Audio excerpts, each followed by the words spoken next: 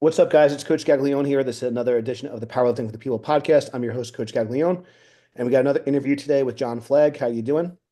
Good, buddy. You? I'm doing well. I think, yeah, I think probably the first time we crossed paths in person was at the cave, and but I've definitely been you've been on my radar for a while. Um, for those who don't know who you are, maybe just a little quick intro of who you are, what you got going on right now. Cool. My name is John Flagg. I've got a couple irons in the fire at this point, so to speak. Probably easier to ask me what I don't do Yep. anymore. But I run a online coaching company called Rebuild Stronger. Originally started getting powerlifters and other strength athletes from injury back to performance. And we've since kind of evolved into continuing to do that, but also coaching people at a really high level. So I've taken over most of the performance aspect of that. I'm also a competitive powerlifter myself. Like you said, we competed next to each other. The only two single ply bros, I think, at that meet. I had a great time. Love. I love Travis's place. I love lifting there and still staying competitive. I got to pick a meet this year, by the way. I haven't picked one yet. Um, and also just finalized and finished writing my first book on Yeah. the absolute basics of barbell training. So we'll probably get into a whole bunch of different stuff there, but that's currently what I'm doing right now, and personally been coaching within powerlifting or some sort of sport for the last 20 years. So it makes me feel old, but that is kind of my background. Yeah, just really side note. I don't know. This is kind of funny. I don't think I actually had told you this. So with lifting casts and stuff like that, not that like I don't know if not that I'm always scouting or whatever. Just sometimes it's kind of interesting to see like, oh, who's doing the meet, whatever. So I saw like your name pop up, and I was like, man, I was thinking like, I signed up for single ply, but like, should I throw my like multiply? So I could like kind of like hang with them, whatever. But I was like, you know what? No, I'm sticking to the plan. And so that was like my first and only single ply meet. I will definitely, mark my words. You can hold, I'll be back in my single ply. That's kind of a mountain I think that's worth still kind of climbing and all that. And we can kind of get into that. But anyways, I saw your name. I was like, I'm like, it'd be kind of fun to like, because I'm like, I know he's gonna like kick my ass single ply, but I think if I threw on my canvas suit, I can kind of, get close and And I'm all about that. However we make it competitive, the better. it crossed my mind, and I think, but and then I know like I probably would have gave my wife a heart attack if I was trying to bench 600 pounds like by myself or whatever, and so anyways, so That's it the was scariest it, part. The scariest part, especially if you're training alone or with your wife. That's why I've stayed single, single ply, not single. I'm married. Okay. Um, that's we why I don't want to stayed get into single this, but ply is because yeah, she's it the gets to person be that spots me. It's scary sometimes. yeah. Anyways, we'll definitely have like a little segment on maybe like why equipped and stuff like that. But anyways, yeah, first thing I kind of want to maybe just kind of kick things off with, because we always have kind of good conversations on like, where the sport's going and things like that. In terms of like where you're at now, I know that we kind of met, you're working with a lot of people in the USAPL. I think primarily, is that correct? That's kind of like a good portion of some of the top level performers, or it's kind of mixed still, or It's still kind of mixed. yes. The federations have gotten weird lately. Sure, Um, sure. I've got some USAPL lifters. I've got some Powerlifting America lifters. I've got some now it's PLU lifters. So they're kind of all over the place. But I would say like my top level competitors are now split between Powerlifting America and USAPL. Yeah, it's interesting. And that was kind of one of the things, not that like I was kind of I think we might have had this conversation. I think, I think participation is certainly up. I think the talent pool, no matter how, is insane. I think it's, the amount of lifters doing what they're doing is I certainly think like the middle of the bell curve is much higher in terms of like, even what like your average kind of competitors is capable of, and it's pretty amazing. And then obviously the top outliers are continuing to break records and things like that. And that was like one thing that I thought was kind of unfortunate. Again, like we don't need to get into a whole discussion with that, but I do think it is important to when you are getting started and things like that in coaching, I think it's good to like kind of figure out like where your path is and support your local meets. And I think that more than anything, just kind of start to kind of maybe figure out like I guess the direction you want to go, but try not to be so dogmatic about like especially your first couple of competitions. Just get your feet wet and not worry about the politics so much. I think that's important. I think that like we um I think Travis is kind of a good example where like I never did I don't know if I signed up, it was WRPF or Powerlifting United or what it was, but like I'd never like competed in that federation personally. And like I said, it was more about supporting the meet director and, finding people to kind of lift with and kind of push each other. So, in any case, one of the things that we were having a discussion about offline, and I think this is maybe a good kind of main topic of conversation stuff, you were kind of asking me about I guess kind of troubleshooting Larry Wheel's bench. And one of the comments that we were kind of talking about back and forth was, talking about like, okay, well, yes, he benched 645 at his peak and all this different stuff. But then if you kind of dive a little bit deeper, well, he's not really built to bench. He's got kind of long arms, got a long stroke. It's not like it's not like necessarily a anthropometry thing. So how can you kind of go about like kind of troubleshooting a lifter and all those different things. So in terms of like a programming maybe discussion, and again, we can maybe have some back and forth conversations. I think that you have a unique perspective where you kind of talked about you started maybe more on like the injury prevention rehab side of things. Now you're getting a little bit more into focusing on more performance. In as far as how you like work with your athletes and when you get like a new person like kind of coming into you, what is that like process like as far as, okay, like when you first have those initial conversations, what are some things that are really important as far as data for you to kind of take in? And then how do you kind of start someone off when you're starting to, I guess, trying to, before you just give them their first week's workouts or whatever, what are some kind of key conversations that need to be had? And when you're kind of first kind of laying the groundwork for like a new program for somebody? So this is interesting because I think this can actually jet off into a bunch of different pieces of this conversation. Because when we talk about the new age athlete, when we talk about some of these federations, when we talk about the development of coaches, I think a lot of it actually comes down to this portion of the conversation. Because I'm really fortunate. I get a lot of lifters that are typically rank beginners very early in the process. Jen, this past weekend, who won the Masters Bench Bash at the Arnold, had never competed in powerlifting before. Like she was a gym goer, but she had never really done anything like this. And she did it because her friends were on my roster and wanted to compete, and she wanted to do it with them. Yeah. So complete beginner, you know what I mean? Like full blown beginner. And a lot of the other people that I get are more long-term, long vision type people. They're masters lifters, they're individuals who've been doing this for a little bit longer, and they want to find more consistent success. But also, like we're coming through, the injury piece of this, they know that if they blew a tricep off, it's not going to be 6 weeks. Like we got to work together for a year. So I'm really fortunate in that I do have people that come in the door, and the first conversation we have is about length of time and the reality that that actually is. So my first thing when I'm starting to work with somebody is A, understanding the time frame, and then B, gathering a baseline. I want to know, okay, what's the quality of movement look like? What is the squat, bench, deadlift, and stuff, and some of the accessory stuff? What does it look like, just from a fundamental standpoint? How well do they manage intensity and volume? And I'll have a really good example of a newer athlete of mine that just signed on where you could make an assumption that this guy could handle a lot of volume. He just can't. He just can't. And then really consistent evaluation from there. The data that I'm trying to gather is how well do they move? What interventions do we have to make on the movement itself first? Because a lot of the lifting is a skill. I think a lot of people don't actually treat it like that, which they should. Um, and then how well do they respond to these sorts of things? So my first week, even my first 2 weeks, might be more of a base kind of evaluative template over the next 2 weeks just to gather this information, get the feedback necessary, get a good feedback loop of conversation kind of going.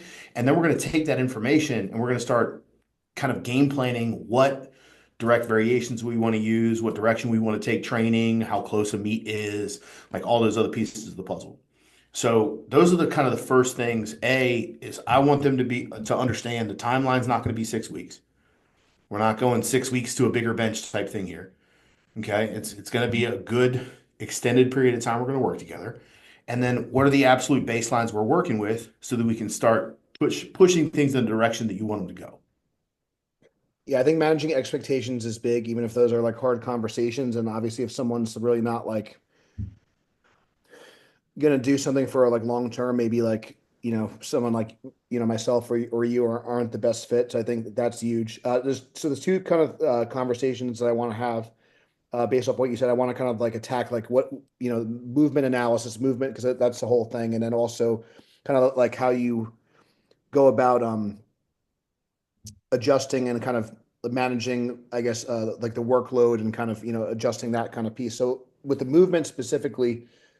Because I know you're kind of like you've been in kind of like the rehab and performance setting, so I think you're a great person to ask about this. So at least my understanding from some of the things that I've kind of seen online, you have like different camps of people. You have a lot of people that, and I'm just going to throw out some names out there and just not to just for people that maybe just to kind of give some context. So like Examples, frames of reference. Yeah. someone like let's say like a Squat University or a Stuart McGill or all these different things where they might have like a certain kind of viewpoint, and then there's another viewpoint where all movement is fine, and it's just about like and I think that like a lot of times the answer is in the middle, but there's some like kind of people when it comes to pain science and things like that. Well, it's like, well, there's really no like dangerous movement, and I mean I'm oversimplifying it, but so that's kind of where how do you like know like what is a good technique and what are some things to look for? Because I know like I'll just say like with myself, some of the things that I look for, and you can kind of agree or disagree, or we can piggyback off this, but what I kind of like look for, there's certain kind of and I think Dave Tate might have said like you have like style, form, and like technique. And then there's kind of like a base principles for like, squat, bench, deadlift, which you need to check off certain boxes. There might be some stylistic things. And I think one of the things from like an injury prevention standpoint, um, you might have a technique that allows you to lift the heaviest poundage, but that technique might not necessarily be the thing that you are able to do from a longevity standpoint. Maybe that like puts a lot of wear and tear on your joints, for example. Just using that as like an instance, like maybe something like a dive bomb squatter comes to mind. Like maybe they get 50 pounds Mm. more in their squat, but what is that doing to their knees, hips, etc. So, anyways, I know that some of this may be like a loaded question, but I'm just kind of curious, like your take on like what is movement analysis, what is good technique, like what does that like kind of mean to you, and how do you like approach like that? I love this question. So you're right, there is an in between. And I think navigating the in between is what a lot of people struggle to do. And it's why it's easier to probably say, like, oh, all movement is good movement, or you should never do this. And I kind of ascribe there's got to be some sort of in between. So I'm going to actually start on the performance spectrum piece and I'm going to work my way backwards because I think the first thing you got to define is like, what is good technique? Well, good technique is efficient, but there isn't a single type of good technique. Otherwise, you'd look at KK and be like, well, that's terrible. He's also one of the best deadlifters to Yeah, ever live. it's Pete good. Rubish was too when he was in his basement, yanking on 900 pounds next to his dryer, right? Like you look at those guys and you'd say, okay, well, that doesn't necessarily look safe and healthy and effective. However, it was really efficient. And their efficiency in the way they were built led them to high levels of performance. And a dive bomb squat is another great example, right? So you may see a dive bomb squat and get 50 extra pounds out of it. But I've been coaching long enough to know that that's only going to last so long. And I actually know this directly because I went from a weightlifting background to a powerlifting background. So I thought the stretch reflex, I thought that bounce was like the thing Yeah, until I would flatline about halfway up the squat yeah, because the stretch reflex doesn't work that fast. Everybody calls powerlifting slow. It's not slow, it's controlled. And you've got to be able to maintain positions. You look at Stan Efferding as a great example of a guy, you'd be like, man, he's an elevator in slow motion on the way down. But what's he say? It allowed me to maintain position the best. And he became elite. So when you look at those things, there's going to be layers of individual difference when it comes to technique. And I think that's where Dave talks about form and style as a really good indicator. But what I'm looking for primarily is efficiency. Okay. Really, really simple example here in the squat.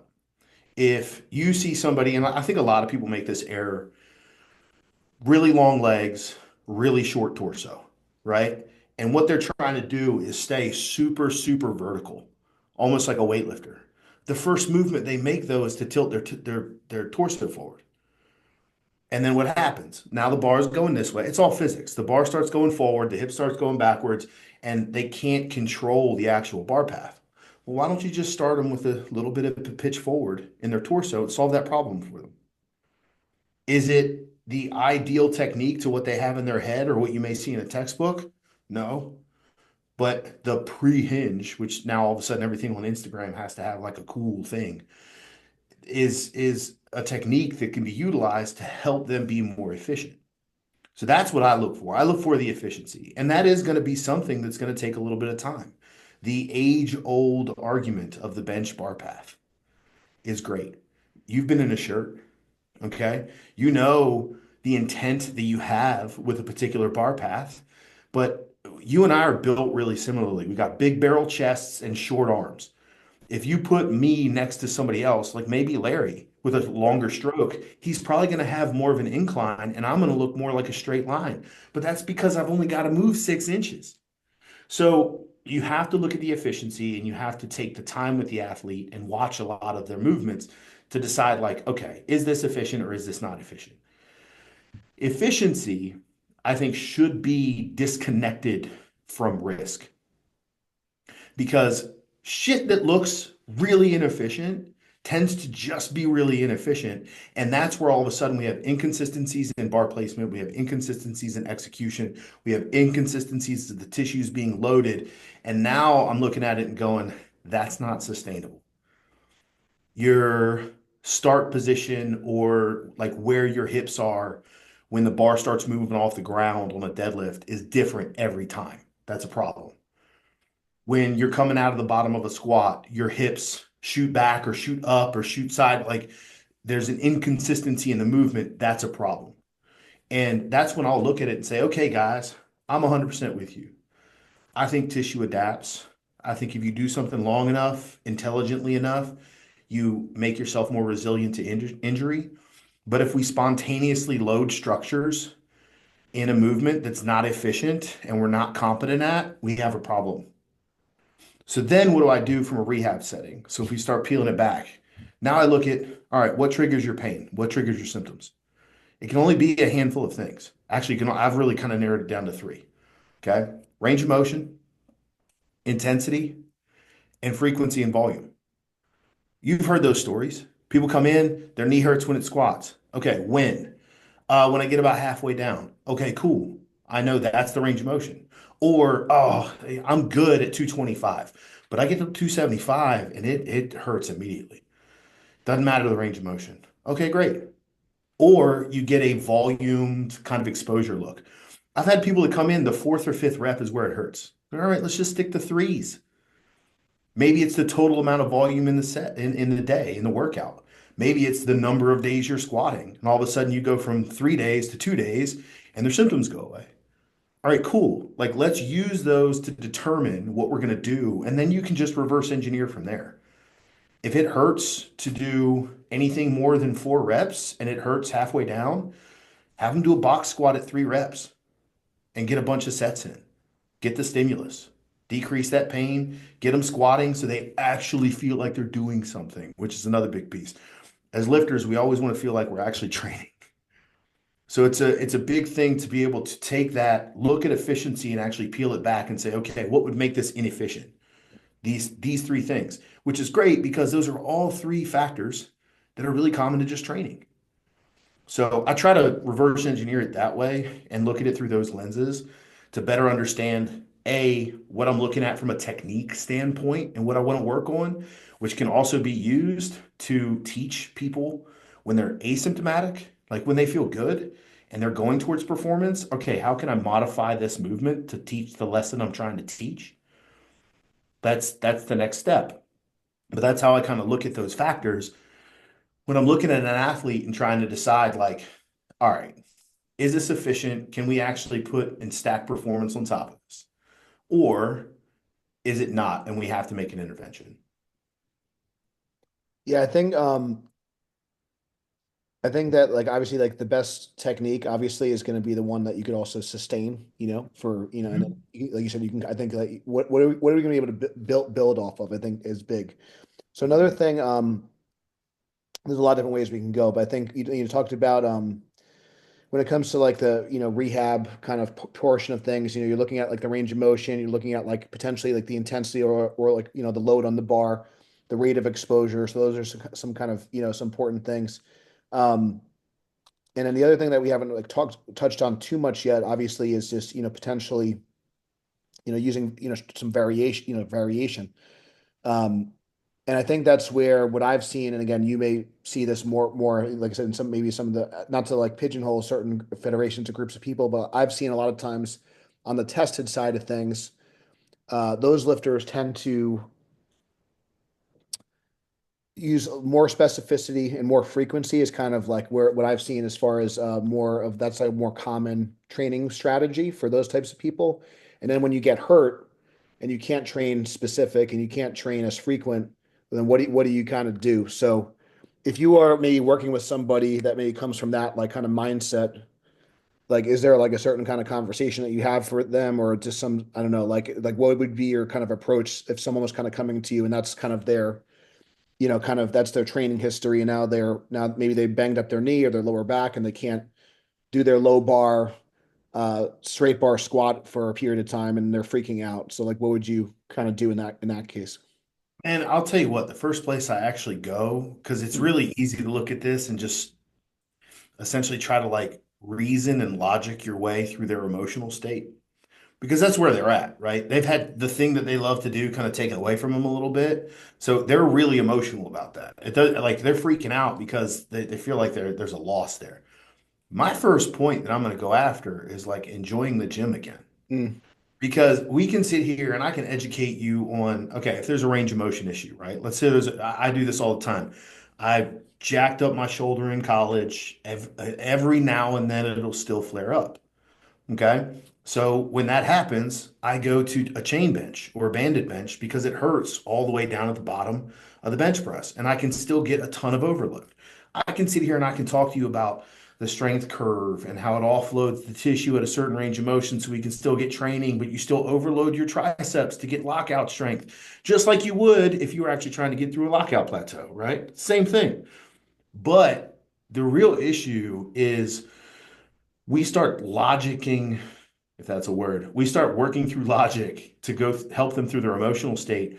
And they immediately respond in like a ew, that's gross kind of way. Because it challenges their own thought process around training, which essentially is like just adding insult to injury. So what I tell them is like, all right, cool. We're going through injury right now. Let's look at this as an opportunity, right? And let's find a way to just have fun in the gym. And that's going to require a little bit of experimentation. It's going to require doing a couple different things you're not used to. But I promise you, what we're going to be able to do is go into the gym and like make it worth it. So you don't feel, because the number one complaint I hear is I just don't want to go to the gym and do a bunch of tick-tacky rehab exercises. Like I want to feel like I'm training. I want to feel like I'm doing and like moving towards something. All right, cool. So then let's do that. You just have to be open to some of the things that I'm going to suggest. And when you try them to your best ability. And nine times out of 10, I get guys and girls that would come back and be like, dude, I had so much fun in the gym today. It was a pain in the ass to figure out how to set up chains, or it was kind of like I didn't have some of that equipment, so I had to do this. But I got a guy right now, he literally would sit in his car and like work himself up to walk into the gym. And when he told me that, I was like, man, that's a problem, man. Like, I know I'm a crazy person. I know I'm a psychopath, and I love going to the gym. I think about it all day long. What am I going to do today? What am I going to do today? Even if I'm not feeling good. I know I'm the crazy guy when it comes to that, but if you're training for something and you've literally got to like psych yourself up just to walk through the door, we got to make it fun again.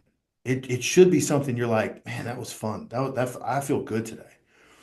And if you're able to attack it through that angle first, I think it's a higher success rate because then they become more open to it because it's like, yeah, who's gonna say no, I don't want to have fun in the gym? Fuck that. Like who's gonna say that? They're gonna say, yeah, let's give it a go. Then because I have that opt-in, now I can try some of that stuff. Now I can try what the internet says won't work for you, which does. I just want to give you a quick aside, and I want to kind of follow up on specifically on the kind of chains and bands because that's kind of like always, I don't know always, but it's a point of contention for a lot of people. But um, going back to what you were saying about being excited to go to the gym, so I'm training for a strict curl competition with my wife right now, and I had like I'm doing this 3 week wave kind of. I'm just kind of experimenting on myself, and I'm my guinea pig. Anyways, so I'm doing these 3 week waves where, anyways, and this wave is like my singles wave. So I had like a heavy top single. It's going to be the heaviest curl. This was this past Sunday. So like even with daylight saving times, I was up early, and I'm like I didn't need an alarm, and I'm like, I'm getting like my cream of rice and my caffeine, and it's just kind of funny. But I think there's something to be said if you're excited, you have this, and I think, a lot of coaches say this, if you have a big enough why, you'll figure out the how, you're going to get there. You're not going to like, if you're like if it's a chore to, kind of do all these things, and there's going to be some stuff you don't want to do, of course. But anyways, I just thought you would chuckle hearing that. So, kind of like with the bands and chains thing is a good example where you talked about the strength curve, and we can kind of get into all the physics and all that, and like why that might be. I know there's some coaches out there. Again, it seems like more of on like the, kind of raw, kind of tested side where like, oh, you should never use chains because it doesn't match up with the strength curve of the competition lifts and all these different things. And, there's some truth to some of that stuff. And then the other thing that I don't know if you kind of run into this problem or not with clients and stuff, but I think one of the, I guess, issues that I kind of have with social media sometimes, and something that I've kind of started to see a little bit, is that you have like kind of things bleeding over from different, like hypertrophy trainings, evidence-based hypertrophy training is kind of all the rage. And then you have a lot of different influencers and, people online kind of spreading this information, and it's short form content. So a big thing right now is like, should you kind of primarily train in like only the stretch position for hypertrophy?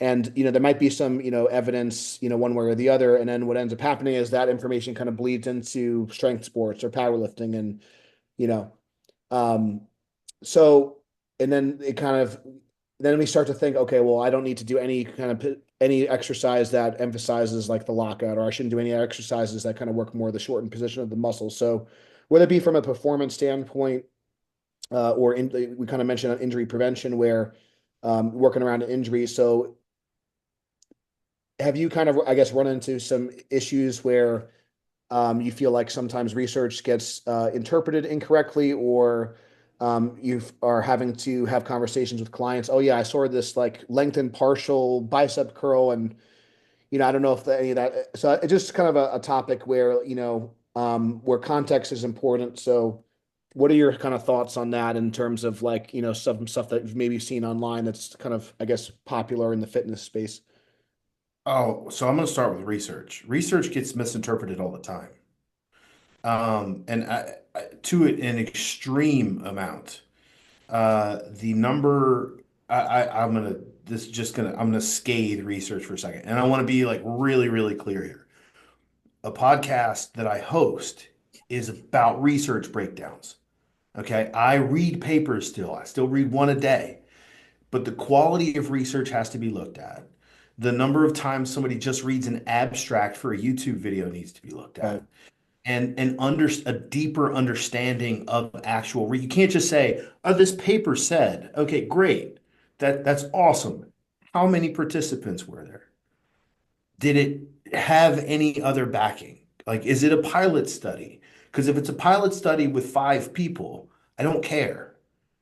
I don't care yet, is what I probably should say. I'll go, oh, that's interesting, because that's what pilot studies are for, is for you to go, oh, that's interesting. We need to do more research on that instead of, oh, this is the thing, right? So I tell all people, be very wary. If you want to do your due diligence, start getting used to reading scientific literature. And if something pops up that makes you go, huh, go read the paper. Or, I mean, if you want a good, solid, humor-filled breakdown, just go follow Mike Hedleski. Just go follow Mike. Go follow him on Facebook or Instagram. He breaks some of this stuff down on a regular basis and very practical look at it. So that's number one. I think research is extraordinarily valuable, but it gets misinterpreted quite often. Now, when it comes to training very specifically, I have a different outlook on this very specifically, especially for the sport of powerlifting. I view the strength sports as sports. Mm, So I understand the small nuances of particular ranges of motion and muscle stimulation and metabolic damage and all of these particular things. But I think one of the things, especially in powerlifting, that gets drastically overlooked is the actual ability for motor learning mm, and to put people in an environment to actually learn the movements at a really high level. We can sit here and we can talk about, all the brutally strong guys. You talk about Larry. I mean, his arms, you're right, it's a really long stroke. When you reminded me that he benched 645, I was just like, ugh. But let me tell you, he's got to be technically proficient to do yeah, that. yeah. He just has to be. He has to put the bar in the right position, and the positions have to be in a way for him to be efficient enough to pull that off. That's motor learning. And the only way to do that in something, especially like a bench press, is you're talking millimeters of accuracy. That bar gets a little bit down this way, it's a missed lift. It gets a little high, that elbow rides up a little bit, that shoulder pops up and goes towards your ear all of a sudden. You run away from the bar at the bottom, the lift's over. It's 645 pounds. So, as much as I love the research, I think we neglect very often sport application. Mm, And I use soccer as a really good example. Okay. I was very fortunate to be around high level soccer coaches when I was in grad school. They were awesome. They taught me a lot about sport and teaching sport at a really high level. You never see NFL football teams, college football teams, college soccer teams, college wrestling teams, any of these high level sports only doing a full field scrimmage every day. that's a good point. Yeah. You don't see it.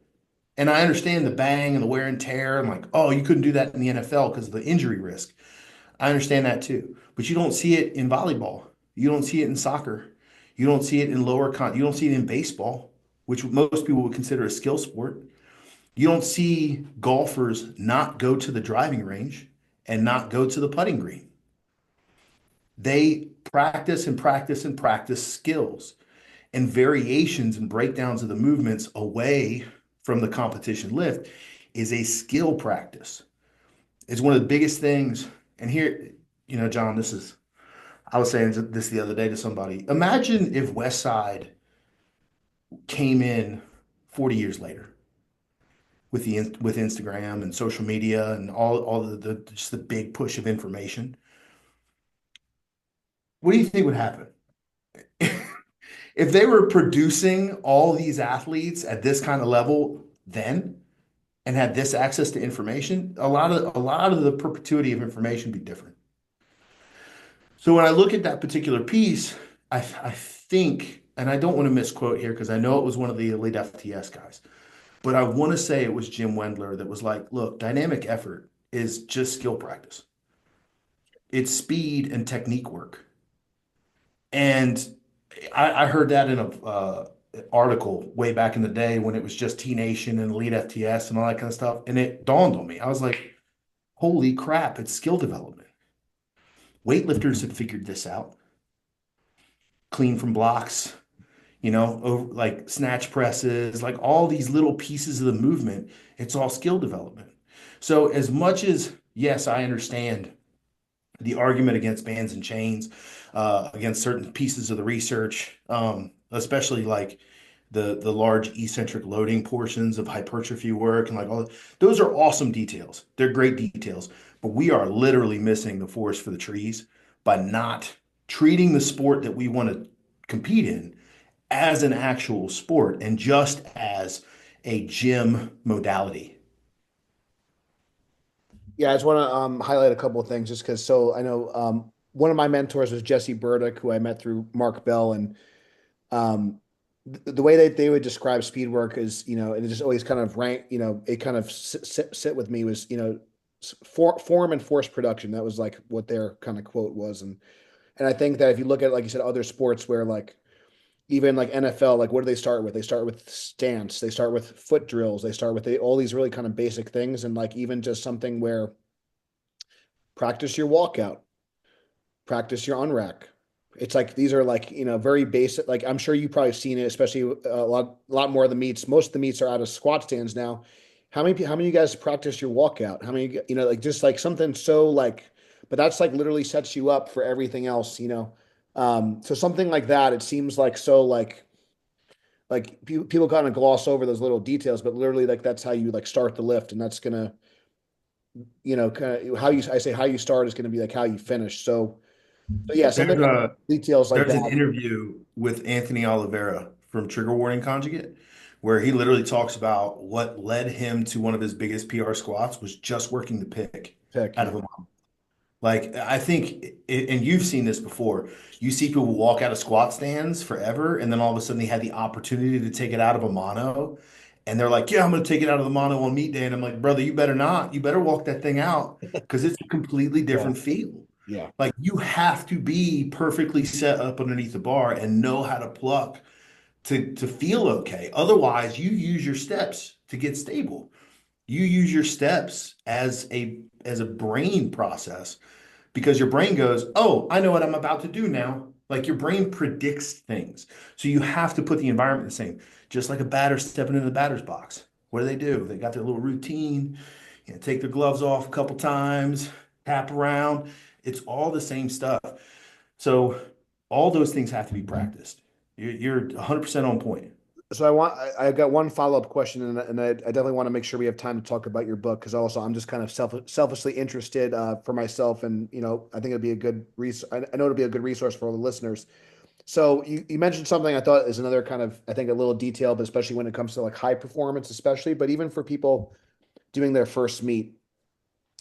And again, I don't know if it was Dave Tate or one of those guys, but he talked about like kind of your set or the attempt starts at the chalk bowl. So um, how you kind of rehearse, and one of the things I think that John Hack has kind of gone on record to say, because I don't know, he wears wrist wraps for deadlift, and some people kind of argue it might help your grip, whatever. But one of the things that he said is like, well, I put my wrist wraps on before I squat. I put my wrist wraps on before so it's just kind of like part of like the ritual. So you see a basketball player, they might like roll the ball 2 times, dribble it twice. They have this kind of, and then your brain. So one of the things that I like to teach people, and I don't know if you may or may not have noticed because we were competing together, not necessarily training together, but I give myself some time. I try to take that minute when the bar is loaded. Hopefully, I got my knee wraps on time. But I'll kind of just hang over the bar for a second. I'll kind of walk myself through the lift before I go. I don't know if there's anything that you do or you have had conversations from like sports psychology, or just to kind of like get your brain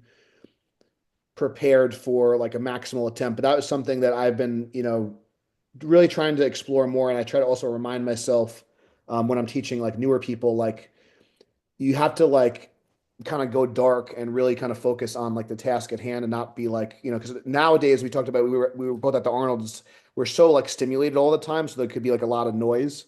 So are there any techniques that you use personally, or you teach to help kind of maybe really hone in and focus and be present before you have like a big lift?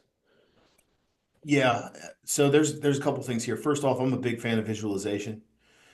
Just all the time, And I mentioned like why I get so excited to train is because most of the time I'm visualizing what I'm going to do that day, unracking the bar, taking my steps. Like I reorganized my home gym this weekend, and it was interesting because I squat heavy on Sundays.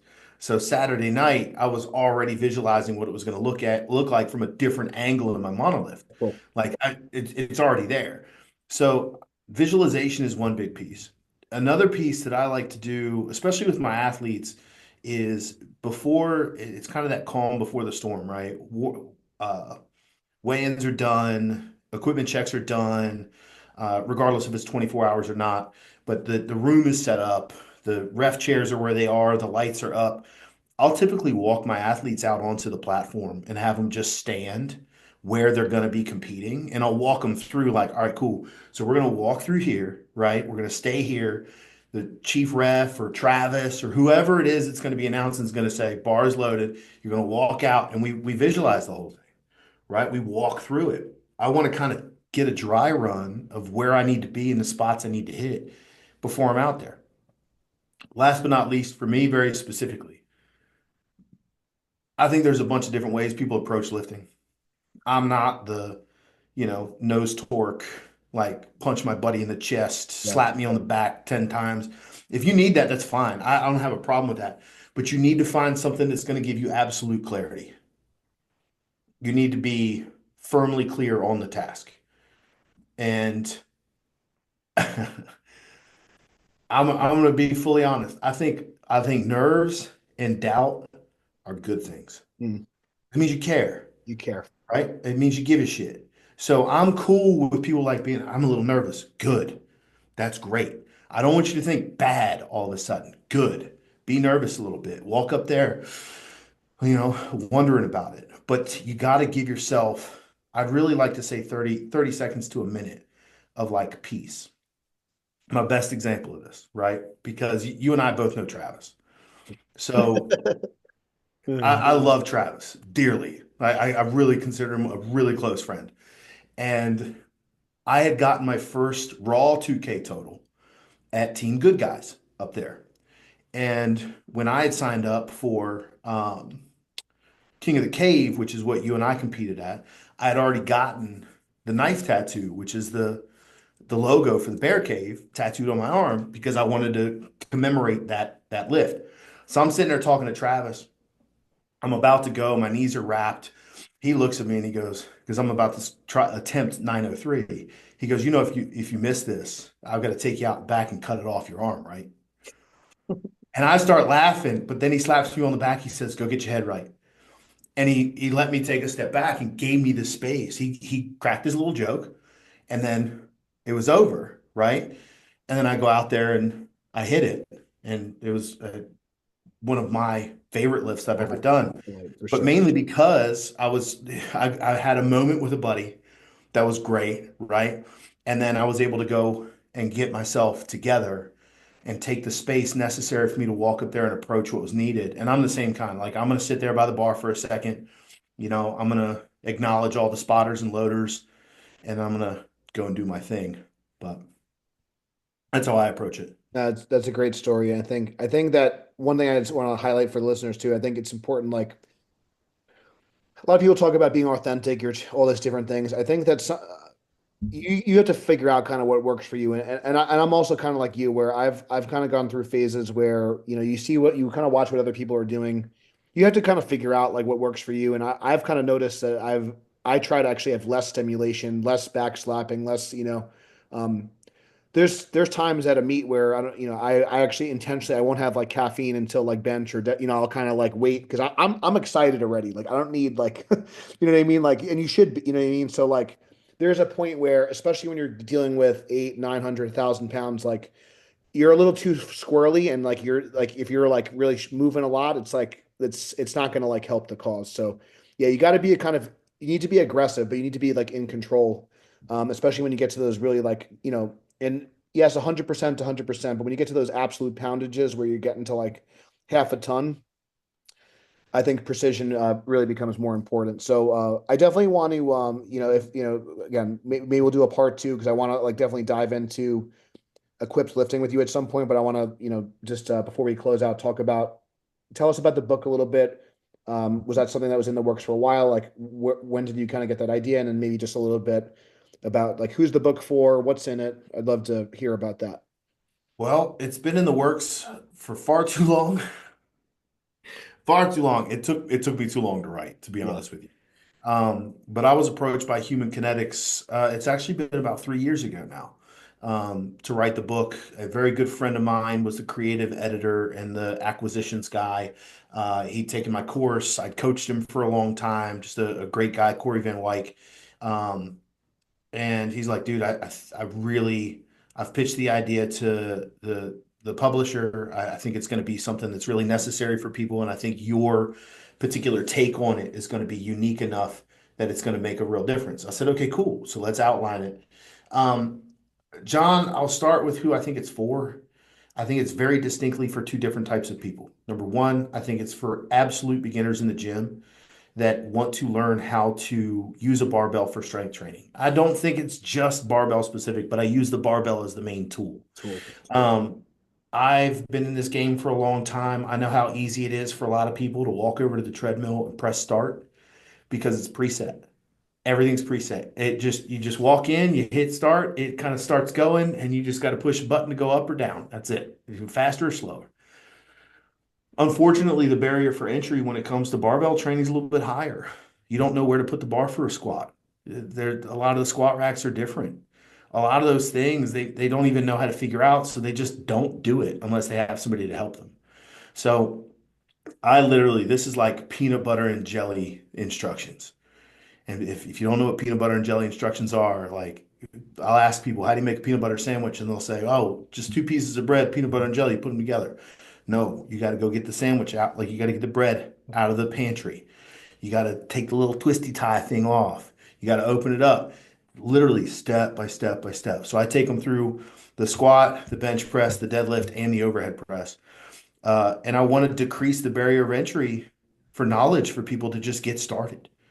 The second group of people it's for, or for people who want to teach people like that.